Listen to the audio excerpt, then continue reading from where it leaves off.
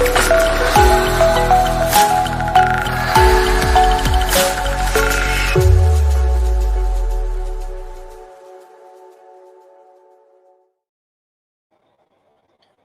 once again and welcome to yet another show. In a very embarrassing statement and fashion that we are seeing happening in our country, the Parliament of Zimbabwe is said to have apologized to Emmerson Mnangagwa for the power cut that happened during the time Mthuli Ncube was giving the budget presentation. And you know, one thing that is so funny is that ZBC will be very, very happy to see that happening, and they are quick to want to run and start to give an update. And here, ZBC Online said that the Parliament of Zimbabwe has apologized to President Emmerson Mnangagwa and the nation at large for the power outage that occurred this Thursday at the end of the presentation of the 2025 national budget. In a statement, Parliament apologized to the President for the regrettable and unfortunate incident, saying information at hand indicates thunderstorms as high winds affected overhead lines, resulting in tripping at the 132 kV feeder that supplies power to a substation which feeds power to Mount Hampton. Just imagine. It's funny, really, when we look at this, because the question that we need to ask is, who really is supposed to be apologizing to who? All these explanations that they are giving of whatever thunderstorm and wind and what, all that is hogwash. That's wrong. Right? Because the person who is really supposed to be apologizing here is Emmerson Mnangagwa. Mnangagwa is the guy to ask for forgiveness, to apologize to the nation that we are failing to supply electricity, not that the Parliament. Why should the Parliament apologize? They are not ZESA. They are not ZESA. If it was ZESA apologizing, maybe it could be understood, but not Parliament. Parliament are just consumers, like ordinary households, like our own houses.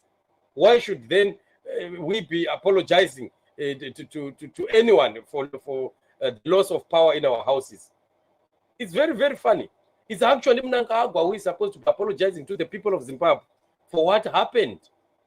Why should it be the other way around? Why should Mnangagwa be exonerated from the problems that we are seeing happening in the nation every day? The lack of power and electricity in Zimbabwe is not anybody's problem, but it is a problem of government. It's a problem of the leaders in the country. And that is it. And it is the responsibility of the leaders. They are the ones who are supposed to be explaining to us what really is happening. Mnangagwa decided to keep quiet. The whole of the ministers decided to keep quiet. MPs decided to keep quiet and pretend as if nothing happened. It was only social media that was talking about. ZBC itself, it reported by mistake what happened there. Because I think they never checked that within that video somewhere, electricity was going to cut out. They should have cut out before Mthuli Ncube had a power cut there. But I'm sure they had not even seen that. So that's the mediocrity that we continue to talk about. Mnangagwa has failed Zimbabwe, and Mnangagwa has failed Zimbabweans. And no one except Emmerson Mnangagwa must apologize to the people of Zimbabwe about his failure, the mediocrity, and the way that he has handled the ZESA situation. They were given 1.5 billion that he himself spoke about. It was Mnangagwa who explained that they got 1.5 billion US dollars from China. And what happened to that money? Why are they not talking about the money? Why are they not talking about the money? Why are they pretending to be surprised when electricity is failing? They should be explaining what happened to that 7 and 8, which they were saying they renovated using the 1.5 billion. Why then are they failing? So these are the things, these are the questions that Zimbabwean people are asking, and Zimbabwean people need answers. We need answers. So can you see why our country does not develop? Because the people that are responsible for giving feedback to us, the people that are responsible for taking over, the running of the country to make sure that all systems are working, they have become, some small gods that nobody now can question them. Nobody can take them to account. Nobody can keep them on their toes to deliver the promises that they've given to the Zimbabwean people. And that is the most pathetic thing that we've been seeing happening in our nation. The fight that we have is the fight to have a government that respects the will of the people of Zimbabwe. We are looking for a leadership that knows that we have come to lead the people, to guide the people, to report to the people, and to make sure that we fulfill the will and the wishes of the people of Zimbabwe. And unfortunately, ZANU-PF and all liberation parties alike, they've developed a thick skin that now they are telling us to go and hang. As long as they are in power, they will do what they want. They don't want anyone who questions them. Will that ever work? Then how do we prosper as a nation when we cannot hold each other to account for things that we are failing to do? Especially when it comes to money that they are borrowing, and the debt is being laid on the shoulder of the citizens.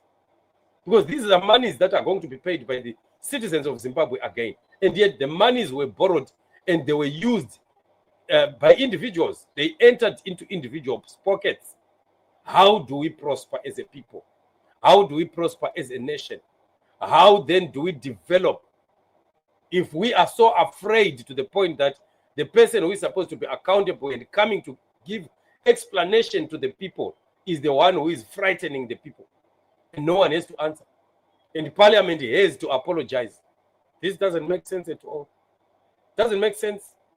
So here, they are afraid of victimization. They know Mnangagwa being ruthless and wrong. And they know that somebody will be punished for that. That's why they are quick to apologize. But otherwise, on normal grounds, no one should ever be apologizing to Mnangagwa. Mnangagwa must be apologizing to the nation for failure to provide adequate electricity and the power that is needed by the country, because industry is suffering. The home-made industries are suffering. Small business and big businesses alike are suffering. Homesteads, we don't even talk about homesteads. People can't have fridges running. People can't stock food in their fridges anymore. What is that? What kind of life is that?